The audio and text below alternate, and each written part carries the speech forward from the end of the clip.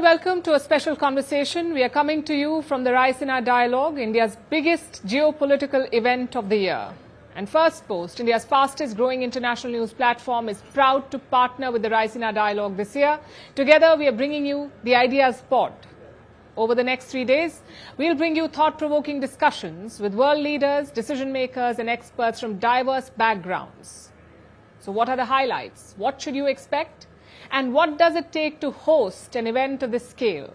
To discuss this and more, I'm joined by Dr. Samir Saran, President of the Observer Research Foundation, or ORF, and Curator of the Raisina Dialogue. Hello, Samir. Welcome to the Ideas Pod. How are you doing? Have you slept? I haven't slept, but that's out of excitement. The excitement is that ORF and Firstpost are partnering to put together a series of conversations that are definitely going to be exciting. And the greater excitement is that I'm sitting next to Palki Sharma on a show. How can I disagree with that? Yeah, I'm sure that's very exciting. But congratulations. Raisina Dialogue is in its 10th edition. It keeps growing bigger every year. What do you want to tell our viewers about how big it is this time? How many speakers? How many sessions? I think the numbers are obviously vast. I mean, the numbers are really large. We have 2,000 international arrivals. We have 4,100 total participants, including those who are coming from India. We have 250 students from within the country. We have 60 international students. We have 60 young leaders. We have a plethora of our alumni who are returning, 130 of them who are returning from 70 odd countries. So the numbers are big. But I think the essence is that in a world where anxiety levels are high, people are reluctant to speak, people are finding conversations less important and making certain decisions and choices unilaterally more easy, Raisina Dialogue continues to be appealing to many. And I think that's the message, that a world that refuses to talk gathers in New Delhi to argue, debate, discuss, disagree, and perhaps also discover solutions that are useful to all. That's fantastic, and that's something that has always struck me as interesting about Raisina Dialogue. The other thing is that I think you've taken these conversations out of closed doors. You know, diplomatic, policy-making decisions or discussions are usually within a small group. Now, you say you've got students, you've got policymakers, you've got people from think tanks, you've got the general public interested in something like Carl this. Bildt came and told me, he said, Samir, in no conference in the world will I have an 18-year-old student sitting next to me and asking me questions. He says, this is something unique about Raisina, don't lose it. So I have doubled down, and we earlier used to have 100 students coming in. This year it's going to be nearly 300. And this time we've gone down, we've traveled as far as perhaps Peru and Papua New Guinea to get students from there. But also within India, we did hackathons that covered 90 institutions, colleges and universities in many cities in India, small towns in India. And we have got people from there. Their lives depend on policies as much as ours do. They are perhaps going to inherit the world which is written by others, so they need to be writing the order themselves now, and we need to bring them into the room. I think that's fantastic, and that's something that was said of India's G20 leadership as well, that we did something called Jan Bhagidari. We got everybody into the conversation. You've been doing it for 10 years. Here at the Ideas Pod, we are hosting more than 30 sessions. We are excited about all of them, but which one conversation excites you personally the most, or are you looking forward to? Palki and the Ukraine minister is a good conversation. The conversation with the IAEA chief, nuclear proliferation is now just waiting to rear its ugly head all over. I think that's a second good conversation. I like the few conversations on Taiwan and China, which are really important. But I also like the conversation on the transatlantic relationship. Yeah. And I think that, if someone was to ask me which are the 3 difficult relationships, the third difficult would be EU and Russia. The second difficult would be US and China. But the most difficult relationship today is US and Europe. That is the most difficult bilateral relationship. It is going through complete churn. They are friends. They disagree dramatically. They don't have channels to make peace when you disagree, right? They were always in agreement. For the first time, 2 largely similar countries are placed in opposition on key questions. They don't have the channels to smoothen the rough edges here. You put it so well, and I'm so glad that you're not a journalist. Otherwise, we would have a competitor in you. So very good to be collaborating with you. I think one of the conversations we're looking forward to is the one that you're going to have tomorrow morning with the New Zealand Prime Minister, who's also the chief guest. What do you plan to ask him, if I may? Look, I really want to ask him about maybe 3 things. One is that, and for me that is really important. For me, he has announced his Indo-Pacific initiative, which he wants to really steer and be part of. Now, there's an opportunity here. In the westernmost flanks of the Indo-Pacific, you have these cluster of cities, Dubai, Doha, Abu Dhabi, Riyadh, which are becoming dynamos that are actually spreading growth all over. In the middle of the Indo-Pacific, you have the traditional and some new centers such as Bangalore, Bombay, Singapore, and a few others in Bangkok. And, they're all dynamos also, creating the ripple effects all around. The eastern flank is empty. The eastern flank of the Indo-Pacific does not have this innovation hub. You have to travel to San Francisco and Los Angeles to discover that. Yeah. There is this grey zone, the black space, which Auckland, Sydney, and other cities could fill. Does New Zealand have the ambition? And by the way, they are big hearts, right? They are a small country with big hearts. See the cricket team, right? Yeah. Do they have that heart to really become a dynamo of the Indo-Pacific? Or are they happy being a Pacific island? And I think that's the reimagination of New Zealand that is required in the leadership. I really want to ask him about the future of New Zealand and how do they position themselves in the world that is so different today. That sounds like a very interesting conversation, something our viewers should not miss. But I want to ask you, if Donald Trump were to be visiting Raisina, what would you ask him? Look, the good thing about Donald Trump is that you can ask him anything, but he has a message that he will share. Yeah, and he can say anything. And he will share that message. He can say anything he wants to.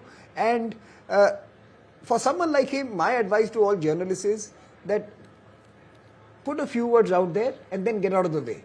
He will do the rest for you. He is someone who has, perfected the art of ignoring the question and focusing on the response that he wants to give. Like my professor used to tell me in college, questions are guaranteed, answers are not. If you are a journalist, you will not get the answer you want from Donald Trump. Donald Trump has the answer that he wants to give to you. Now, either be smart enough to get the question that relates to it, or keep it open-ended and let him say what he wants to say. Thanks to him, there's never a dull day as chroniclers of history and news we see. But if you could call one leader from history to the Raisina Dialogue, who would you want to talk to? Look, I think there are 3 or 4 really influential leaders. And I'm obviously not going to, I'm going to stay away from the Indian landscape. There are many in India itself. But if you look at the international leaders who have truly been a part of our lives as we were growing up, right? Some would be from the non-aligned days, when we were celebrating non-alignment. So you had the Nasser Tito and Yasser Arafat and some others who were really the heroes of our young. So clearly, maybe some of those, and thinking about their project in the 21st century, asking them to look back and reflect on the world they wanted versus where we are. That would be a great conversation, to ask them to reflect on the journey of the world. That would be one. But obviously, I think the 90s, the 80s and 90s, when the world was going through its second churn, in some sense, post the big wars, and you had the breakup of the Soviet Union, Gorbachev would be a great guest to have, to really speak to him on what made him decide to do what he did. Yeah. He changed history forever. And would he do it differently And now? Would he do it differently now, looking back? Yeah. So, retrospective conversations would be great to have with so many leaders. Maybe even with some of the Chinese leaders, for example, you could clearly have a very decent conversation with Deng Xiaoping. And, was he in many ways committed to that project that all of us now give him credit for? Or was it an accidental, destination of a journey that was supposed to be different? That's again a good conversation to have with someone like him, for example. That's a lot of food for thought. But when you started this some 10 years back, what is it that made you think that we need a platform to bring in leaders from all over the world? And I see year after year people with different ideological leanings, people with different geographical backgrounds, different projects that they've taken up as thought leaders, as policymakers. What made you think that we should be hosting something like this? No, we started this process maybe 15 years ago. It became the Raisina Dialogue 10 years ago. But we were kind of experimenting with formats and ideas for 5 years before we stumbled upon one Indian Foreign Secretary called Dr. Jaishankar and this idea. And in some sense, it was you need a number of events to unfold in a certain way for that big direction to emerge out of out of all those smaller decisions. So it happened 10 years ago. But I think the drivers were three. For a country that contributes 1/6 of humanity at that time, we were still looking at platforms outside the country. Pretty much like you, Palki, you want to build, you have built an international news platform out of India.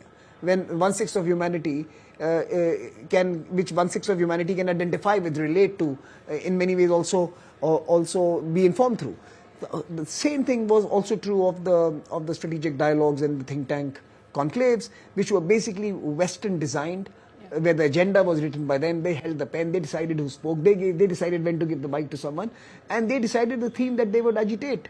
Now, we were literally performers in a circus when we went to Western platforms. We were always the most darkest cleavage of our region or of our country or of our society would be the topic of discussion in those platforms.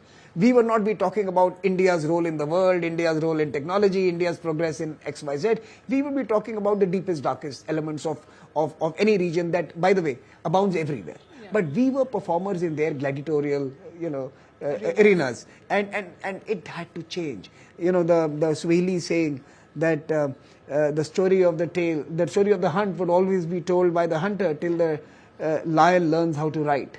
And I think, in some sense, we have to be the host of conversations to be able to have meaningful conversations for ourselves.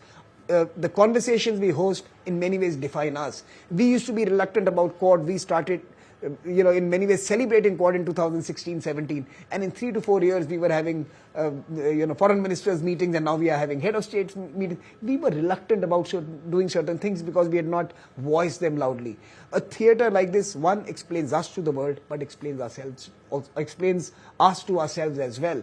So a Raisina Dialogue is as much a conversation between the world and us as it is with India with itself. And in many ways, we are thinking of ourselves in narrative terms as shapers, leaders, doers, contributors to the global governance architecture, and that makes us more responsible and makes us even strive to live up to those ideals that we speak of.